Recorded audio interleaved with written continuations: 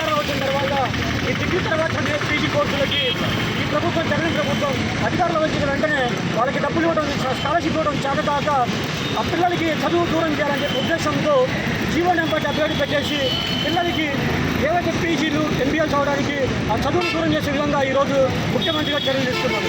ఈరోజు ముఖ్యమంత్రి గారు మేము ఎన్ఎస్లో ఒకటే అడుగుతూ ఉన్నాం, ఏవైనా ముఖ్యమంత్రి గారు మీ పిల్లలేమో లండన్లో ఆడబడతాడు, మంచిగా కోట్లు పెట్టి చదివిస్తారు. ఆ టైంలో కోవిడ్ వచ్చినప్పుడు లాక్డౌన్ పెట్టారని చెప్పి దాదాపు 30 కోట్లు ఖర్చు పెట్టి మీ కూతురుని అక్కడి నుంచి వెంటనే చార్టర్ ఫ్లైట్లో తీసుకొచ్చారు.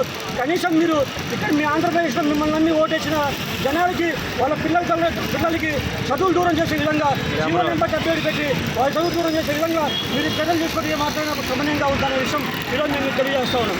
మీరు కానీ వెంటనే జీవో నెంబర్ 77 రద్దు చేయకపోతే రాబోయే రోజుల్లో ఎన్ఎస్సీ ఆధ్వర్యంలో విద్యార్థులను తిరుగుబాటు చేసి మిమ్మల్ని బోధించే విధంగా ముందుకెళ్తామని చెప్పే విధంగా మేము తెలియజేస్తా ఉన్నాం. రెండవది ప్రత్యేక హోదా అంశం. ఈరోజు ఆంధ్రప్రదేశ్ ప్రజలకి ఈరోజు సంజీవని లాంటిది మన ప్రత్యేక హోదా. ఏవైతే 9 సంవత్సరాల క్రితం బీజేపీ పార్టీ అధికారం రాకముందు ఆంధ్రప్రదేశ్కి 10 సంవత్సరాలు ప్రత్యేక హోదా కల్పిస్తామని చెప్పి శ్రీ వెంకటేశ్వర స్వామి తిరుపతి సాక్షిగా ఆ రోజు మాట ఇచ్చారు. ఆయన ఈరోజు అధికారంలోకి వచ్చి 9.5 సంవత్సరాలు అవుతున్నా కూడా ఎక్కడ కూడా ప్రత్యేక హోదా ఊసనేది లేదు.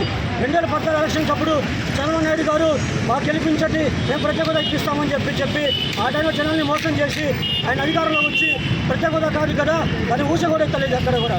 తర్వాత మన సైకో జగన్ వచ్చి 2019 ఎలక్షన్ రిపోర్ట్ వచ్చేసరికి మాకు 25 మంది ఎంపీలు ఇవ్వండి, మేము కేంద్ర మెడలు వంచి మరీ ప్రత్యేక హోదా వస్తామని చెప్పి మాట చెప్పారు. దొంగతనంగా చేశారు. ఈరోజు జనాలు వాళ్ళు నమ్మి 23 మంది ఎంపీలను ఇస్తే ఈరోజు ఆయన కేంద్ర మెడలు వంచడమేమో కానీ ఆయన వెళ్ళి ఆ కేంద్ర మంత్రుల దగ్గర, నరేంద్ర మోడీ దగ్గర, అమిత్ షా దగ్గర మెడలు ఉంచుకుంటూ ఆయన సమాధానం ఇచ్చే పరిస్థితి ఈరోజు మన ఆంధ్రప్రదేశ్ రాష్ట్రానికి తెలుస్తూ ఉంది. ఈరోజు మీ జగన్మోహన్ రెడ్డి గారు అర్థమవుతలేదు.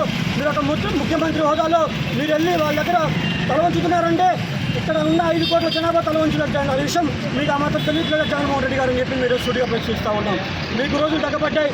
ఈరోజు మన రాష్ట్రానికి మంచి చేయాలన్నా, ఎస్సీ ఎస్టీ బీసీ మైనార్టీ వర్గాలందరికీ న్యాయం జరగాలన్నా, అందరికీ సమానమైన పరిపాలన రావాలన్నా కూడా కేవలం కాంగ్రెస్ పార్టీతోనే సాధ్యమని చెప్పి ఈరోజు ఎన్ఎస్ తరఫున, కాంగ్రెస్ పార్టీ తరఫున మీ అందరికీ, మిగతా ప్రాంతీయ పార్టీలందరికీ హెచ్చరిస్తూ ఉన్నాం. రాబోయే రోజుల్లో మీకు ఎలక్షన్తో ఓట్లతో బుద్ధి చెప్పి మేము కాంగ్రెస్ పార్టీ అధికారం తెచ్చిన విధంగా ముందుకు వెళ్తామని చెప్పి ఎన్ఎస్ విధంగా మీకు స్వాగతిస్తున్నాం.